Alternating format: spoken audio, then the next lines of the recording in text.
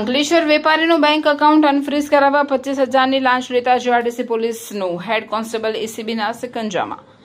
અંકલેશ્વરમાં એસીબીની સફળ ટ્રેપ। પાટીદાર રજવાડી ટી સ્ટોલ બહારથી 25,000ની લાંચ લેતા હેડ કોન્સ્ટેબલ સુનિલ પરમાર રંગે હાથ ઝડપાયો। અંકલેશ્વર જીઆરડીસી પોલીસ મથક હેઠળની ભટકુદરા પોલીસ ચોકીના હેડ કોન્સ્ટેબલને એન્ટી કરપ્શન બ્યુરોએ ₹25,000ની લાંચ લેતા રંગે હાથે ઝડપી પાડતા પોલીસ વિભાગમાં ભારે ખળભળાટ મચી ગયો છે। આ સમગ્ર ઘટનાની વિગત એવી છે કે અંકલેશ્વરના એક સ્થાનિક વેપારીનું વેપાર સંબંધિત બેંક એકાઉન્ટ સાયબર ક્રાઇમ દ્વારા ફ્રીઝ કરવામાં આવ્યું હતું। આ એકાઉન્ટને ફરીથી અનફ્રીઝ કરવા માટે ભટકુદરા પોલીસ ચોકીના હેડ કોન્સ્ટેબલ સુનિલ ઈશ્વરભાઈ પરમારે વેપારીનો વારંવાર ફોન પર સંપર્ક કરીને લાંચની માંગણી શરૂ કરી હતી। ત્યારબાદ રૂબરૂ મુલાકાત દરમિયાન પણ હેડ કોન્સ્ટેબલે એકાઉન્ટ અનફ્રીઝ કરી આપવાના બદલામાં ₹25,000ની લાંચ માંગી હોવાનો આક્ષેપ થયો હતો।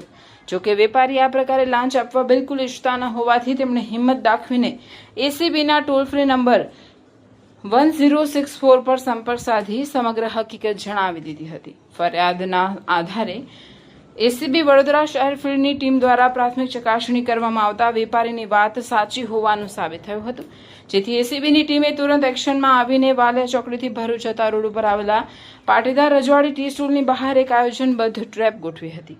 આ ગોઠવાયેલી ટ્રેપ દરમિયાન હેડ કોન્સ્ટેબલ સુનિલ પરમારે વેપારી સાથે હેતુલક્ષી વાતચીત કરીને જેવા ₹25,000 સ્વીકાર્યા કે તરત જ ત્યાં વોચમાં ગોઠવાયેલી એસીબીની ટીમે તેને સ્થળ પર જ રંગે હાથે દબોચી લીધો હતો।